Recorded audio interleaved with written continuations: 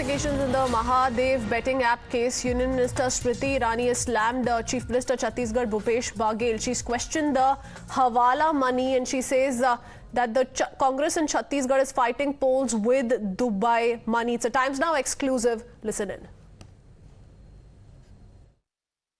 देखिए, मैंने कल रात को दो बहुत ही आश्चर्यचकित करने वाले इंटरनेट पे क्लिप्स देखे। एक महादेव ऐप से संबंधित है, जहां पर जो व्यक्ति इस अवैध धंधे को चला रहा है वो स्वयं कहता है कि उसने प्रदेश के मुख्यमंत्री भूपेश बघेल को 508 करोड़ रुपए दिए हैं। भूपेश बघेल ने शायद आज सुबह एक वक्तव्य दिया कि वो जानते नहीं हैं, लेकिन ये भी सत्य है कि जिनको जानते हैं उनका भी कारोबार कुछ ऐसा ही है। मैंने आज मंच पर भी उल्लेख किया, एक पत्रकार ने उनसे पूछा कि क्या आप देवर परिवार को जानते हैं? वो परिवार आज शराब घोटाले में लिप्त है। तो मुझे लगता है कहीं न कहीं जिनको भूपेश बघेल जानते हैं उनसे 500 करोड़ का घोटाले में लिप्त है। जिनको नहीं जानते 500 करोड़ रुपए लिया, जिनको जानते हैं उनसे 2000 करोड़ रुपए लेने का आरोप है, घोटाले का आरोप है। आज तक कभी भी भारतीय राजनीतिक इतिहास में ऐसा नहीं हुआ कि प्रदेश में एक प्रमुख राष्ट्रीय राजनीतिक दल अपना चुनाव दुबई के पैसे से लड़े, हवाला ऑपरेटर्स के सहयोग से लड़े।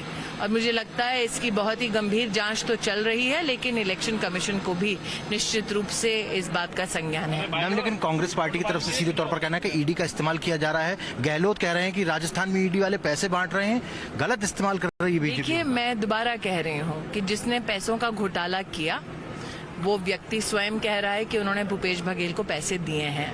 छत्तीसगढ़ में दुर्ग इलाके में एक एफआईआर हुई थी और उस इलाके में जब एफआईआर हुई इस ऐप के संदर्भ में 1.5 साल तक छत्तीसगढ़ सरकार ने भारत सरकार को ऐसे अवैध ऐप्स बंद करने के लिए आग्रह नहीं किया।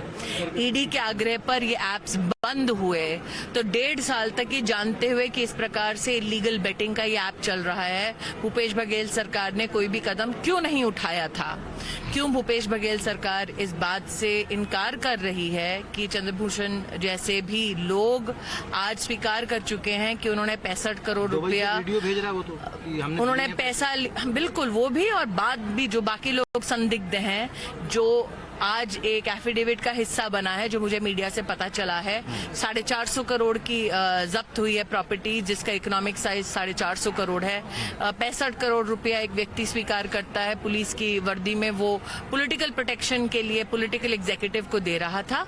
तो बहुत सारे प्रमाण आज आ चुके हैं। इस तरफ इशारा कर रहे हैं कि केंद्र सरकार को बंद करना चाहिए था, बीजेपी वाले नेता मिले होंगे इसलिए ऐप को बंद नहीं किया। मैं इतना ही कह रही हूँ कि 22 ऐप बंद किए, लेकिन साथ ही जिस व्यक्ति ने पैसे दिए वो स्वयं सामने आके सबूत देने को तैयार है। It's a never-ending series of exchanges between the BJP and the Congress in Chhattisgarh ever since Thursday's mega cash haul in the state. With that, a quick break. Lots more lined up on the other side.